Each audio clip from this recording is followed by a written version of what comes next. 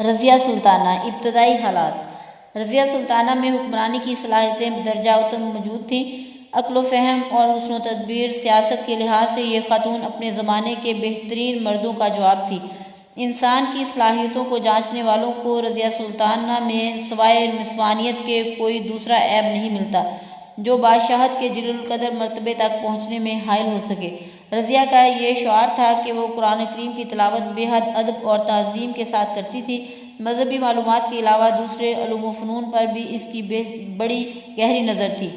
التمش کی رائے رضیہ کے متعلق۔ شمس الدین التمش کے زمانے ہی سے رضیہ سلطنت کے انتظامی امور سے دلچسپی لیتی تھی اور اس زمانے میں حکومت کے بہت سے اہم اور پیچیدہ مسائل میں اس کی رائے حرف آخر کا درجہ رکھتی تھی۔ التمش کو رضیہ کی فہم و فراست پر بے حد اعتماد تھا اور اس وجہ سے وہ امور سلطنت میں اس کی مداخلت کو بہت پسند کرتا تھا۔ گوالیار کی فتح کے بعد التمش نے اپنے چند خاص امراء کی موجودگی میں رضیہ سلطانہ کو اپنا جانشین مقرر کیا تھا۔ ان امراء نے اس موقع پر التمش سے سوال کیا کہ آخر بیٹوں کے ہوتے ہوئے ایک بیٹی کو وارث تاج و تخت قرار دینے میں کون سی حکمت ہے؟ التمش نے جواب دیا کہ میں بیٹوں کی عادات و اطوار اور چال چلن سے اچھی طرح واقف ہوں، اس وقت جب کہ وہ ہر لحاظ سے میرے دست نگر ہیں، بری طرح مے خواری اور عیش و عشرت میں مشغول ہیں، اس وجہ سے میں انہیں حکمرانی کے قابل نہیں سمجھتا۔ رضیہ سلطانہ کو میں نے اپنے بیٹوں پر اس لیے ترجیح دی ہے کہ اگرچہ بظاہر وہ ایک عورت ہے لیکن عقل اور پختگی کے لحاظ سے حقیقت مرد ہے۔ 634 ہجری میں رضیہ سلطانہ تخت سلطنت پر جلوہ گر ہوئی۔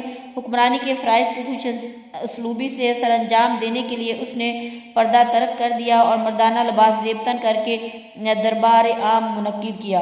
التمش کے عہد کے وہ تمام قاعدے، ضابطے، اصول اور قانون جو رکن الدین کے عہد میں نقش و نگار تاک نیستیاں ہو گئے تھے، رضیہ نے انہیں دوبارہ نافذ کیا۔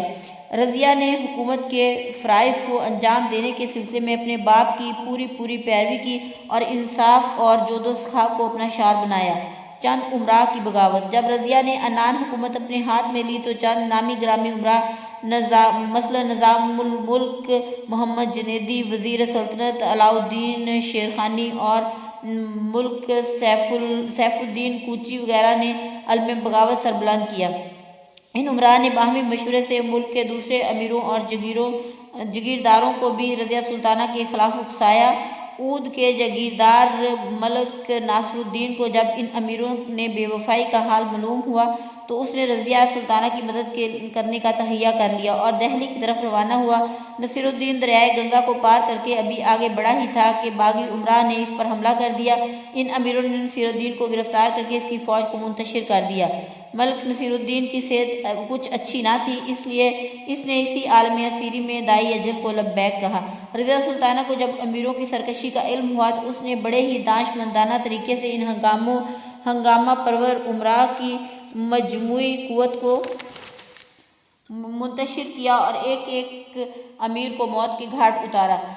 ملک سیف الدین اور اس کا بھائی میدان جنگ میں گرفتار ہوئے اور قتل کیے گئے۔ علاء الدین شیرخانی کو بابل کے علاقے میں ہلاک کیا گیا اور اس کا سر دہلی میں لایا گیا۔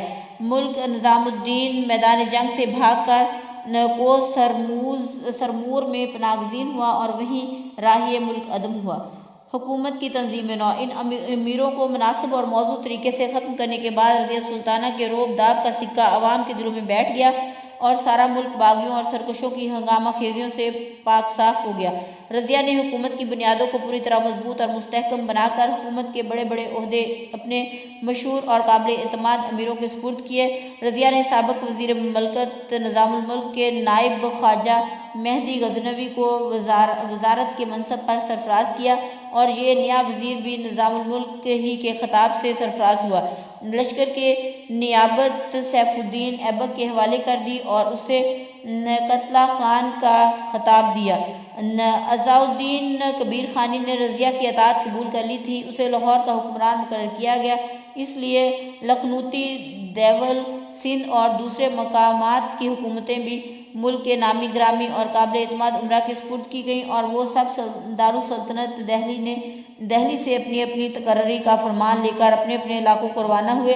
کچھ عرصے بعد سیف الدین ایبک نے دائی اجل کو لبیک کہا اور اس کی جگہ قطب الدین کو نیابت لشکر سپرد کی گئی۔ قطب الدین کو لشکر کا نائب بنانے کے بعد رضیہ نے اسے رتھنبور کی فتح کے لیے روانہ کیا۔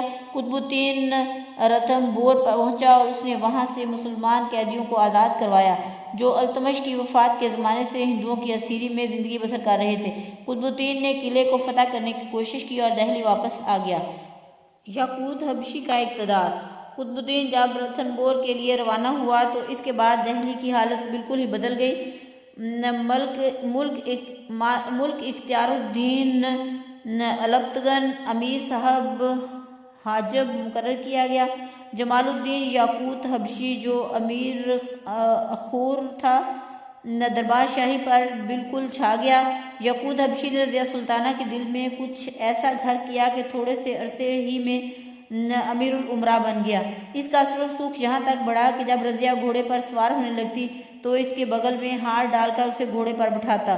یاقوت کا یہ اقتدار و منصب دیکھ کر دربار کے تمام امراء اس کی جان کے دشمن ہو گئے اور رضیہ سلطانہ کے اقبال کا ستارہ تاریکی کے دامن میں آ گرا۔ رضیہ کا زوال اور گرفتاری۔ لاہور کے حاکم العزدین نے 636 ہجری میں علم سرکشی بلند کیا۔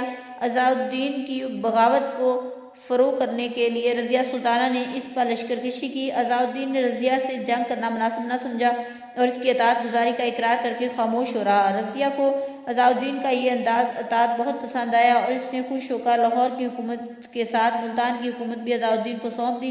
اس سال ٹھٹھہ کے حاکم ملک التنویہ نے جو ترکان چہل گانی سے مراد التمش کے 40 غلام ہیں جو بڑے بڑے عہدوں پر فائز تھے، فرشتہ نے آگے چل کر ان کے بارے میں بتایا ہے میں تھا۔ یاقوت حبشی کے اثر و اقتدار سے تنگ آ کر رضیہ کے خلاف بغاوت کی۔ اس کے جواب میں رضیہ نے اپنی فوج تیار کی اور بٹھنڈا پر حملہ کر دیا۔ شاہی فوج ابھی راستے ہی میں تھی کہ ترکی امراء نے اس پر چھاپا مارا۔ اس مارکے میں ترکوں کو فتح ہوئی۔ یاقوت حبشی موت کے گھاٹ اتارا گیا اور رضیہ سلطانہ کو قید کر کے بٹھنڈا کے قلعے میں نظر بند کر دیا گیا۔ رضیہ اور ملک التونیہ کی شادی۔ ان باغی امراء نے دہلی کے دوسرے امیروں سے مشورہ کیا اور انہیں اپنا ہم خیال بنا کر سلطان التمش کے بیٹے مغز الدین بہرام شاہ کو تخت نشین کر دیا۔ اس دوران میں رضیہ سلطانہ نے بٹھنڈا کے حاکم ملک التونیہ سے شادی کر لی۔ رضیہ اور التونیہ نے آپس کے صلح و مشورے کے بعد کھکھروں، جاٹوں اور آس پاس کے دیگر ذمہ داروں کے لڑاکے قبیلوں کو اپنے ساتھ ملا کر ایک زبردست لشکر تیار کیا اور دہلی پر حملہ کر دیا۔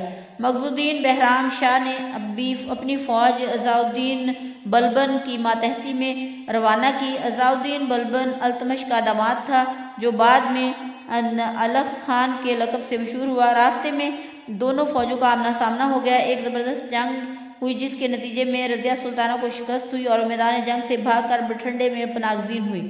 رضیہ کا قتل۔ رضیہ اس شکست سے آزردہ خاطر نہ ہوئی۔ اس کی بے چین اور اقتدار پسند طبیعت نے اسے آرام سے بیٹھنے نہ دیا اور اپنے منتشر لشکر کو ازسر نو مرتب کر کے ایک بار پھر دہلی پر حملہ آور ہوئی۔ اس بار بھی بہرام شاہ نے عزالدین ہی کو رضیہ کے مقابلے میں روانہ کیا۔ 4 ربیع الاول 637 ہجری کو کیتھل کے گردوپیش کے علاقے میں دونوں لشکروں میں مارکہ آرائی ہوئی۔ اس بار بھی رضیہ کو شکست ہوئی اور عزالدین کامیاب و کامران رہا۔ رضیہ اور التونیہ دونوں میدان جنگ سے بھاگ نکلے لیکن چند ذمہ داروں نے انہیں گرفتار کر لیا۔ ان دونوں میاں بیوی کو یا تو انہی ذمہ داروں نے قتل کر دیا یا پھر ان کو گرفتار کر کے معز الدین بہرام شاہ کے سامنے پیش لایا گیا اور اسی کے حکم سے ان دونوں کو قتل کیا گیا۔ رضیہ نے 3 سال 6 دن تک حکومت کی۔ رضیہ کے زوال کے اسباب پر زیادہ غور کرنے کی ضرورت نہیں۔ ہر صاحب عقل شخص بڑی آسانی سے اس کا پتہ چلا سکتا ہے۔